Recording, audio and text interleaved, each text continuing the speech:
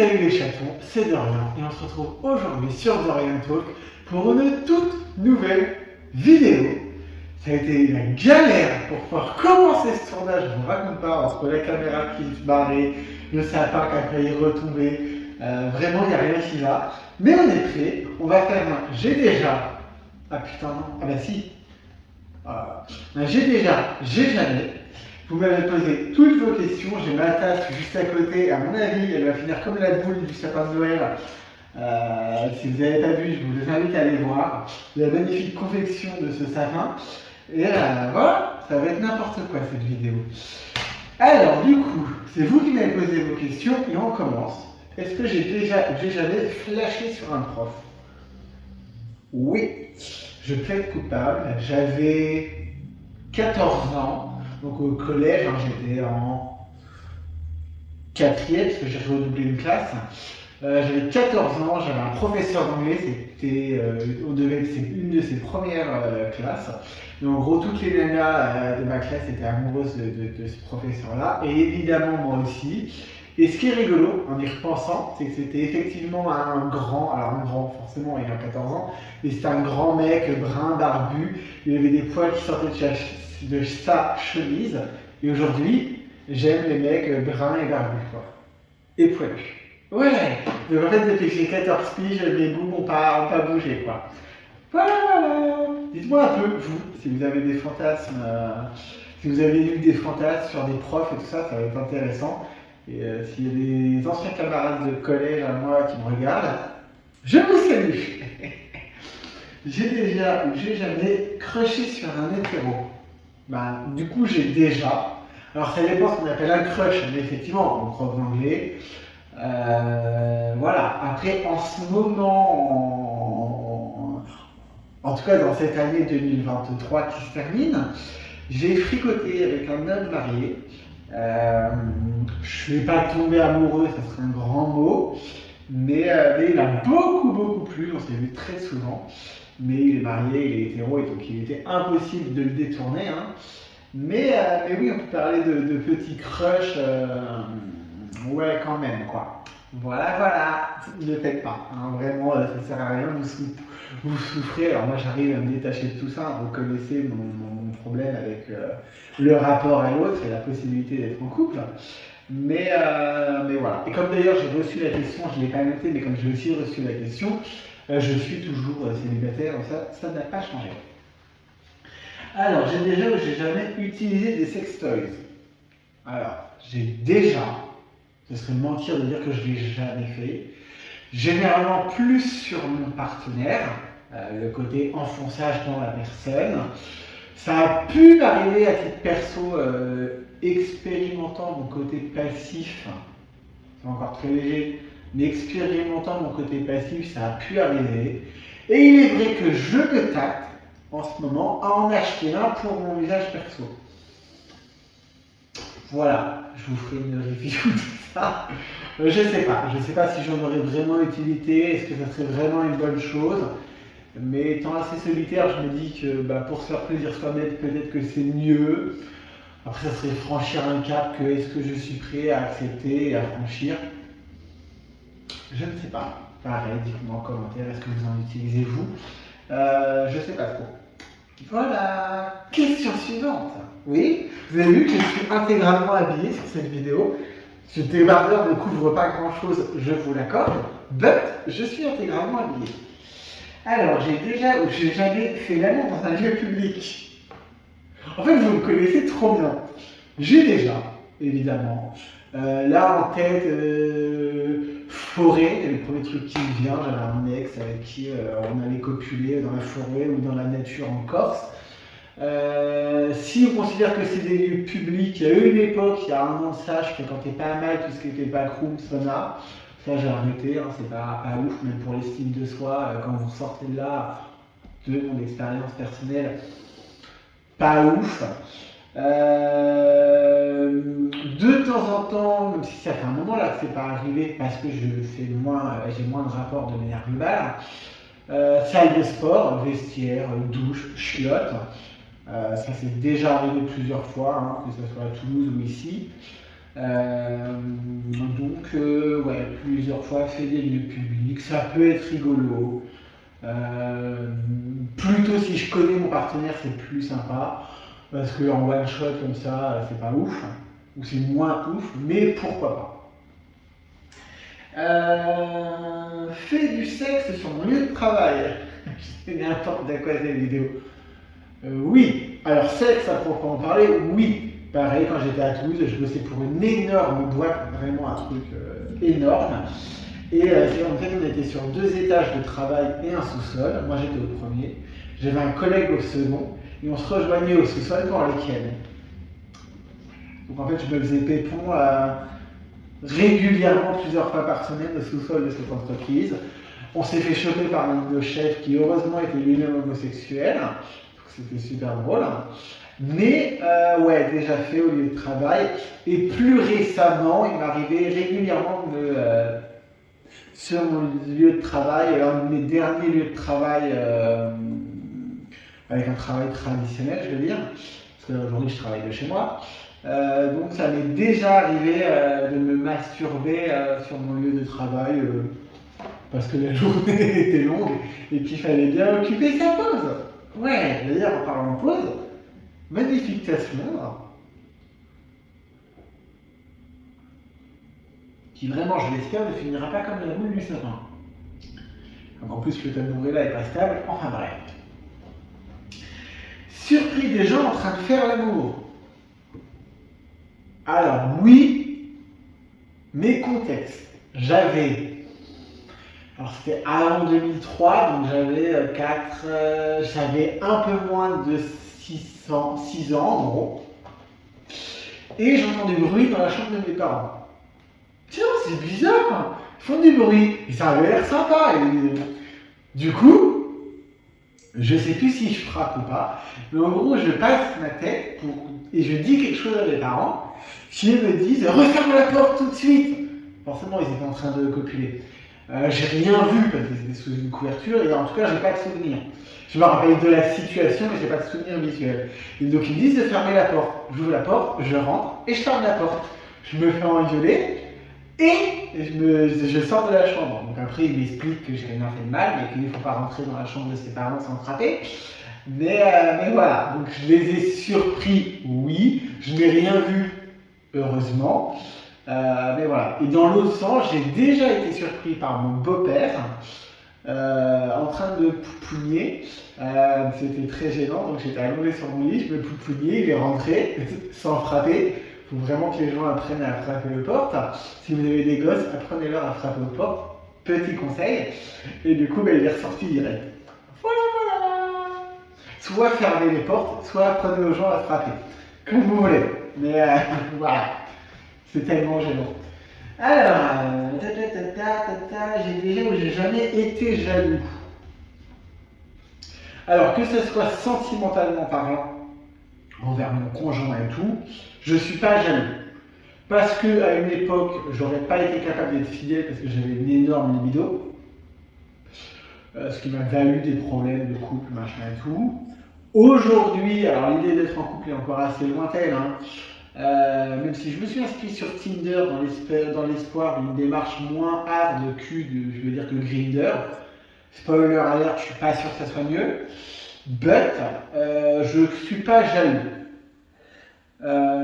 Et même d'un point de vue professionnel, ce genre de choses, je ne suis pas foncièrement jaloux.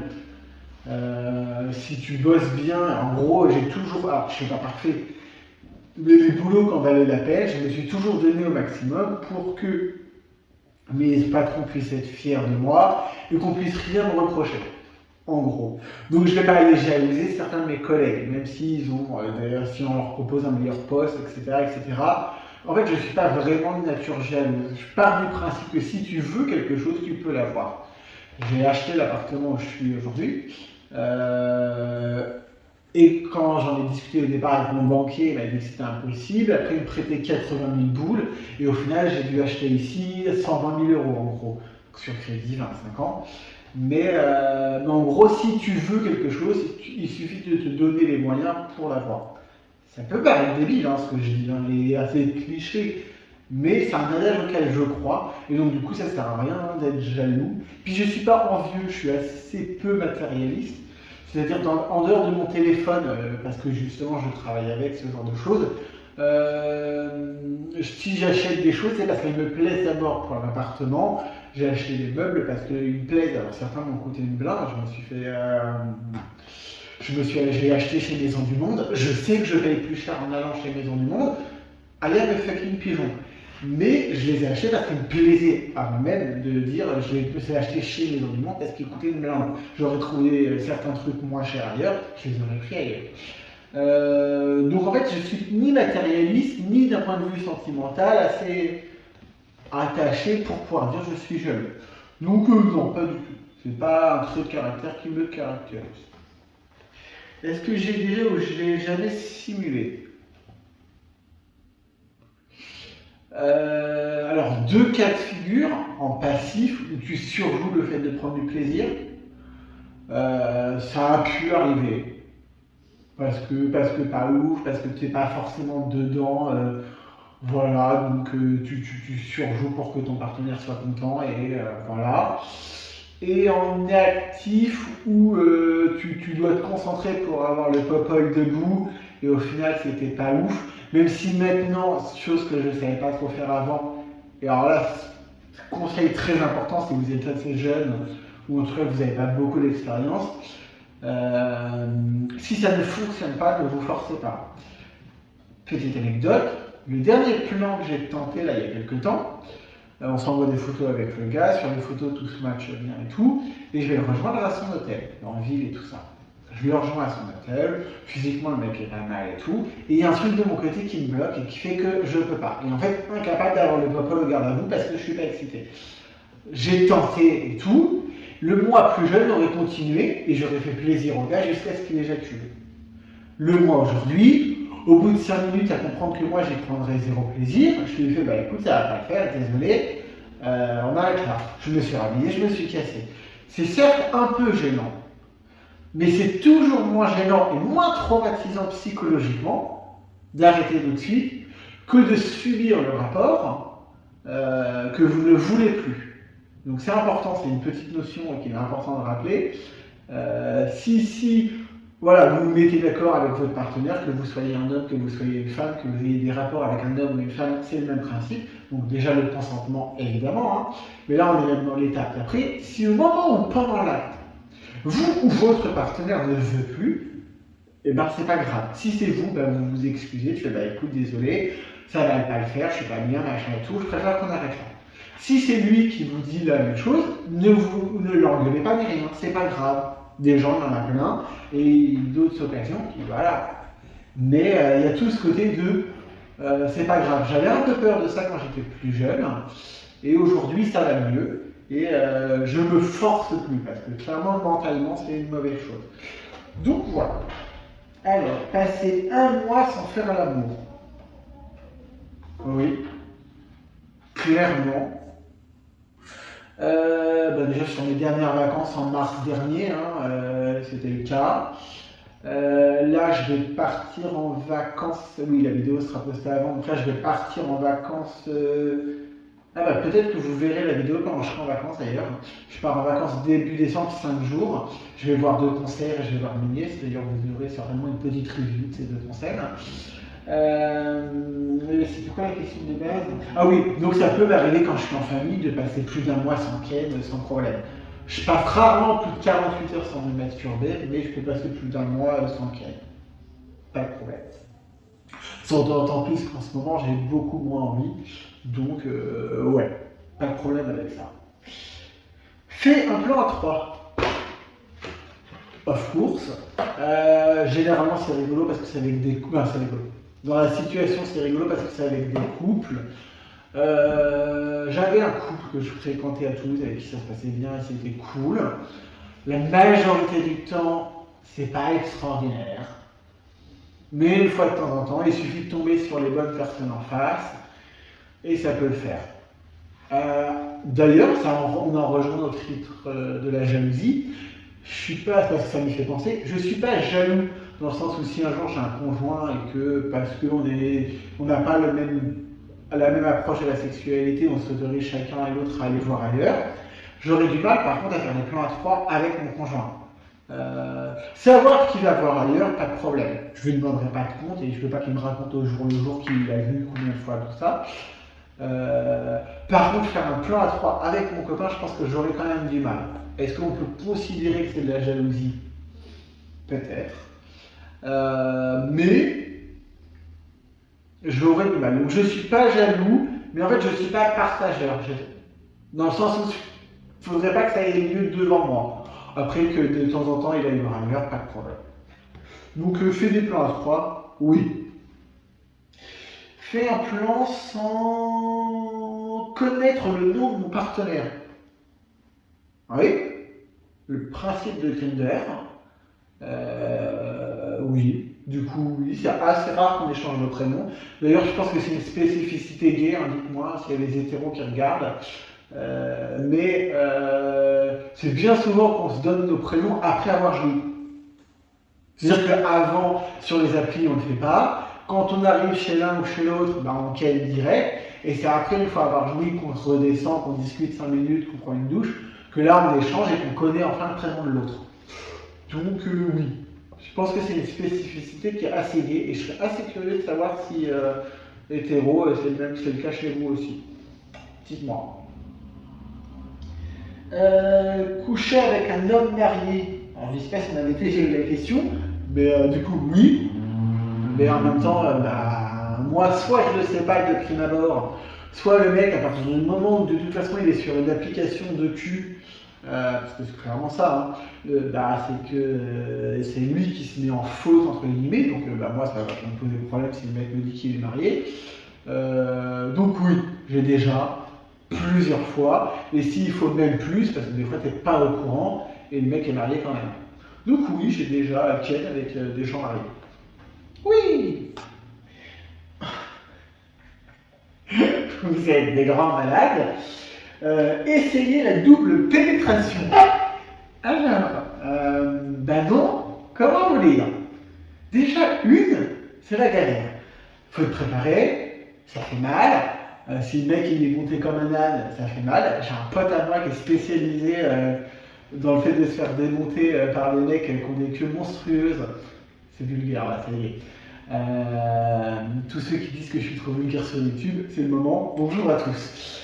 Et je sais même pas comment il fait pour ressortir vivant de là. Des fois, il me montre des trucs, des gars, même pas j'essaye de l'apprendre. Donc non, moi je suis vraiment dans l'expérimentation de cette partie de ma sexualité. Elle n'était pas du tout passive avant. Donc déjà, c'est bien. Si le mec est trop monté, calme-toi, Maurice. Donc la double, non. Peut-être un jour, on ne jamais dire jamais, machin et tout.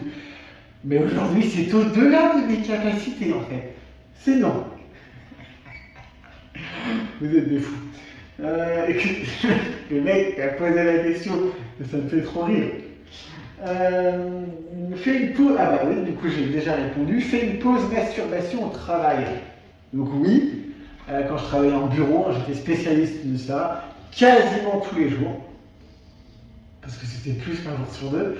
Quasiment tous les jours l'après-midi, j'allais me pouiller entre deux appels. Et voilà, parce que en fait, ça te permet de te reconcentrer, t'es plus productif. Et voilà. Et il faut dire, parce que alors, je raconte beaucoup de conneries, il y a un moment il faut que je boive. Comme c'était un boulot où on n'était pas face au client en physique, moi j'étais derrière mon bureau au téléphone, en fait tu peux être au téléphone, sur ton téléphone, pendant que tu es au téléphone avec ton client.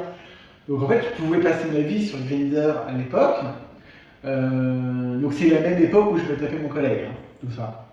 Et donc je pouvais passer mon temps sur Grindr à me chauffer avec des mecs. Bah forcément il y a un moment où il faut faire lâcher la pression. Donc oui, j'ai déjà fait des pauses masturbation au travail. Ouais. La dernière, fais l'amour sous une douche. Oui. En Corse, notamment. C'était très bien. Après, globalement, il faut une grande douche. Chez moi, je crois que ça serait pas possible. C'est rigolo. Je le ferai pas régulièrement parce qu'il y a un coup à chaud, un coup à froid, machin. Mais dans le feu de l'action, pourquoi pas. Voilà, voilà. Bah, j'espère que vous en aurez appris des choses. Dites-moi en commentaire ce que vous avez déjà fait, ce que vous n'avez jamais fait.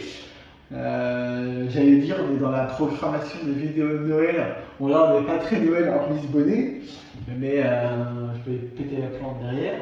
Magnifique bougie, qui est la même couleur que le reste. Donc, ouais, là, on est en pleine dans les trucs de Noël. Il y a pas mal de vidéos qui arrivent pour la fin d'année. Je vous remercie tous d'être là depuis, ça va faire un an, là, ça y est, que la chaîne est lancée.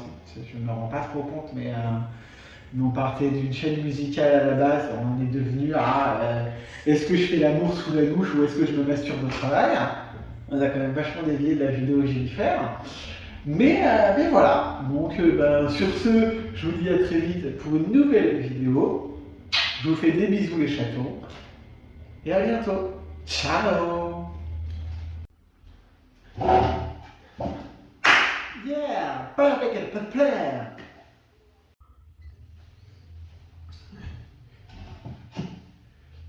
Et salut tout le monde, c'est Dorian et on se retrouve aujourd'hui pour une toute nouvelle vidéo sur Dorian Talk. Et vous m'avez posé vos questions, j'ai pas ma petite pancarte, j'ai l'air con, on peut recommencer.